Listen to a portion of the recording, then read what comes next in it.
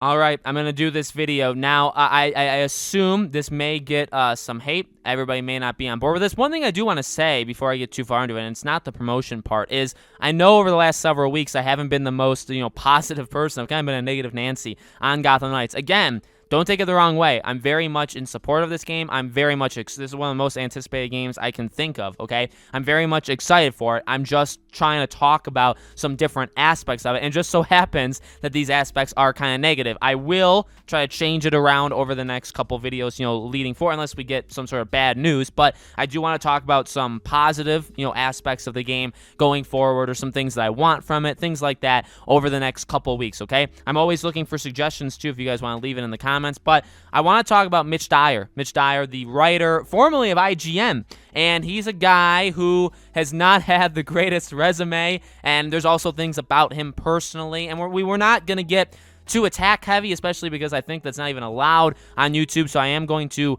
dance around, I assume, certain things. And I do want to say this. I know a lot of people have taken the approach of being very negative. Now, I do have a big negative part of this video directed towards Mitch, but I do want to look on the optimistic side. So if you guys are saying, oh, this is just another video of Alex talking about how terrible the game is going to be, well, one, I've never said that, and two, I'm not. I'm actually going to give it the benefit of the doubt, and you'll have to just watch the video to find out how, okay? So before I get too far into it, make sure, as always, you guys are subscribed, the bell icon turned on. If you guys want to join our Discord server, we're very, very close to 700 members over there. Get in. Would love to have you guys over there. Link for it is in the description below. All right, so I know not a lot of people know who Mitch Dyer is. So Mitch Dyer was a writer for IGN. He was at IGN for a very long time. He was kind of there during the time that I'm 24. I used to go on IGN all the time when I first got into gaming, pretty much, probably 12, 13 years ago when I was like 10, 11, 12, somewhere around that range. Podcast Beyond, stuff like that. I mean, that's really when I started watching and reading and all that stuff. IGN, okay? And Mitch, I didn't despise the guy. I didn't, and by the way, I have nothing against him personally. So if this somehow it gets to him and says, "Oh, podcast now hates you," again, I have nothing, against the actual man, okay? I don't try to hate on or hate anybody in particular. His work isn't that good, okay? And in reality, to get more direct and more bluntly honest, he worked at IGN, he left, he's now basically a writer in the gaming world, okay? He's done different stuff. And there's two aspects to this, okay?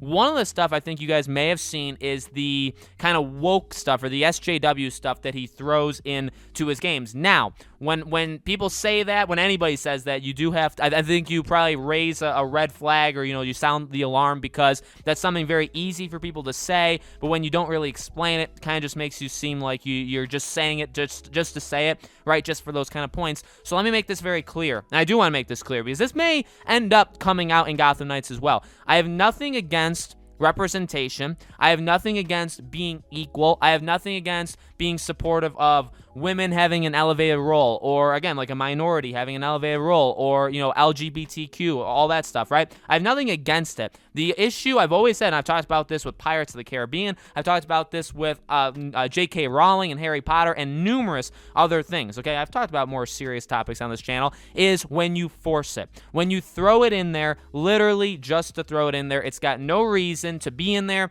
You need to like the character because of it, not because they're a good character, but because of it. You need to like the story because it pushes diversity, not the fact that it's actually a good story, stuff like that. So I do want to make it clear, when I talk about anti-SJW or anti-woke or anti-this or anti-that, I think it's important that, again, it's not just a label and I'm just throwing it out there and saying, yeah, I mean, I'm one of those guys. Because in reality, I do think sometimes when people say that, they leave out what they actually mean. And so that's what I'm telling you. I have nothing against anybody, literally anybody, or any kind of person or any kind of whatever, right? It's just, do you force it? Do you make me like it? Again, I talked about with the Margot Robbie movie. Margot Robbie saying the reason why we should like her new Pirates movie is because of female power is actually the greatest example of how stupid it is, right? Because you're telling me go watch the movie because of female power. Not because it's going to be a good movie, not because the characters are good, no, because they're females. And they may not even be good characters. In fact, they'll probably suck, but they'll tell you, oh, but they're all girls, so you need to like it. And that's the kind of stuff. So I know that was a tangent, but going back to Mitch, he likes to throw that kind of stuff into games, okay, when he's been in charge. Now, he's not in charge, and I do think that's important, and again, that's why I'm telling you guys, watch the whole video, because I want to go over all the parts of it. He's never been in charge of really anything. He's always been part of a team, right, of what he's been doing. I'm not saying even, by the way, that he's been overly woke or overly SJW. It's just that those elements are absolutely part of the games that he's worked on that you would imagine he has thrown in. In fact, he's taken credit for a lot of the stuff, that people have brought up like that. So he absolutely is probably one of the people behind it. That scares me because, again, for Gotham Knights, I don't want to like Batgirl because she's a girl. Okay, I don't. I mean, she is a girl, and that's fine, and that's great, and I will play as her. In fact, I've talked to you guys before. She's going to be my main character. But if you tell me in that game that I need to like her because she's a girl, or they do these kind of like side things or whatever, however it's going to work, but if they push that kind of stuff on me or on anybody, I do think that'll hurt the game. That'll absolutely hurt the game. Maybe not a lot, maybe not majorly, but it'll be there. And we want this game to be as good as it can be, right? And in all reality, I don't think Mitch is going to help that situation. Okay, so you have that. On the other side, you also have the fact that he's just not that good. Okay, now, again, he is not fully in charge of writing anything that he's done, but two of his recent examples have been Star Wars Battlefront 2 and Star Wars Squadrons, both of which his stories are largely underwhelming. Now, I know there's fans out there, some fans out there, for Battlefront 2's story. I mean, it's okay. It's very much okay. Star Wars Squadrons is about as forgettable in terms of its story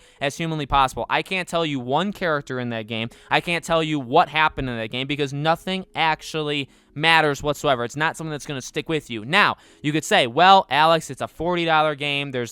You're supposed to play the multiplayer. That's a big part of it. Sure, but there's also a 5-6 hour single player mode that Mitch worked on. And for Gotham Knights, there is going to be nothing else to distract us. The story is a really big aspect of Gotham Knights. Okay, so again, when it comes to, well, you're not playing Battlefront 2 for the story. Well, it was a pretty sizable story. It was a pretty big deal. In fact, they showed the story kind of first in that game before anything else, right? In terms of like the trailers. So that's something you have to keep in mind. Now, to get to the more optimistic side. So if you guys only watch that part, I'm sure there could be dislikes, there'll be comments from people that just simply can't watch more than 7 minutes of something, and obviously those aren't people I want to talk to anyway. Here's what I want to say. He just came in. So he literally said, I think this past summer, 2020 summer, is when he joined the team at Warner Bros. Montreal. The game was already written. So that's what I want to make very, very clear. So what I think, and this is just speculation, we don't know, we won't know unless he says something. I feel like they brought him in for side stuff, okay? Not for the main story, for some sort of side mission, for some side quest, for some side quest thread, okay? And now, granted, I don't like that either because, okay, there's two aspects of it. Let's talk about the main story first. Number one, I don't think the main story would be affected whatsoever by him being there, okay? Now, again, in terms of SJW stuff and also just in terms of quality, which, by the way, it could still be very woke, very SJW, could be very pushy in that way, depending on who else is writing this, but we can't, all we know right now is Mitch, so we'll leave it at that. I know I saw some people saying, like, it's a writing team of, like, 7 to 8 people, so again, like, it's not just him, right? The main story is done, the main story is written, the main story has been done for a very, very long time. There's nothing really he can do to alter it. So whatever story we're going to get, whether it's good, whether it's bad, Mitch Dyer probably won't be attached. Now, the side stuff, probably he will be attached in some way to some sort of side conversation. So again, here's what I want to say about that.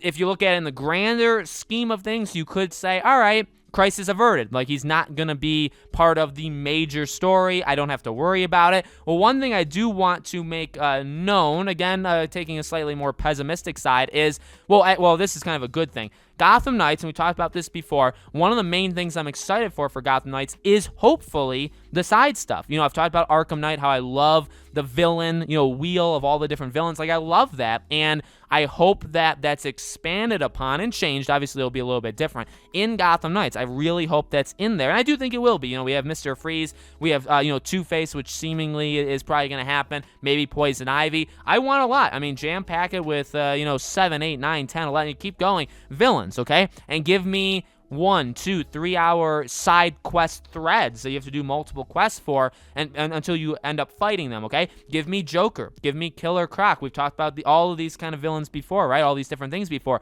These are all great things. And so I want that stuff. By the way, like if that's in the game, I will give them credit right away because that's absolutely something that I appreciate about Arkham Knight. I want to see in Gotham Knights. However, if he is behind some of the writing of that, okay, I don't know. I mean, I want, the thing is, I guess, okay, so some of the negatives of Arkham Knight is, while I did like the idea of the villain wheel, some of the villains were pretty weak. Some of the stories, some of the things that you were even doing with the villains were pretty weak. Now, maybe some of it was just like we've had the same villains too much. Like Two-Face and Penguin, I would say were like bottom tier villains in Arkham Knight. They weren't very good. But villains like Firefly, stuff like that, those were better, okay? So, and that was obviously more new. Now, we've seen Firefly, but a little bit more new, okay? So that's something that you have to keep in mind, right? It wasn't just the writing. It was maybe just the fact that we've seen these characters before, and that could happen with Gotham Knights. I mean, maybe Joker's storyline won't be that good because it's just the 19th time we've seen Joker, right?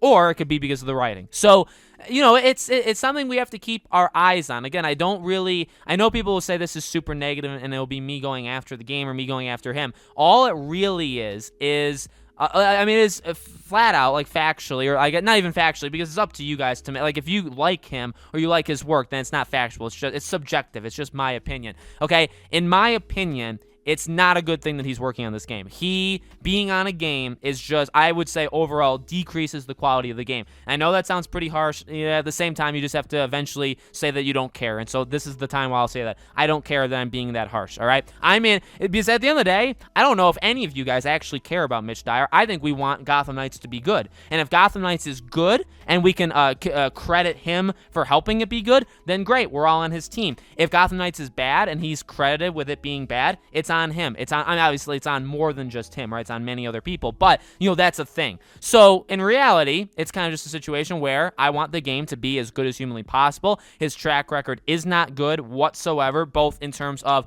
pushing things that don't need to be pushed in the way that he does it, and in terms of just quality, he's not very good. So I hope I'm wrong. I hope that he has very little to do with this game. I hope that he's turned a new leaf and he has suddenly developed like really strong talents in writing. We'll have to see. We'll have to see. It doesn't make me not want to play the game. It doesn't make me want to say I'm done with covering the game, right? All that kind of stuff. But it's just something we need to keep our eyes on. And if we notice troubling things in the game, these are kind of things we can go back to and say, hey, was the writing on the wall for it? Okay, that's all this really is. So let me know in the comments below, guys. What do you think? What do you think about Mitch Dyer? What do you think about what he's done in the past? What do you think? Do you think Gotham Knights is going to be, hurt by this? Let me know. As always, make sure you guys are subscribed, bell icon turn on. Again, if you guys want to join our Discord server, link for that is in the description below. Thank you all so much for watching. I really do appreciate it. I hope to see you all on the next video.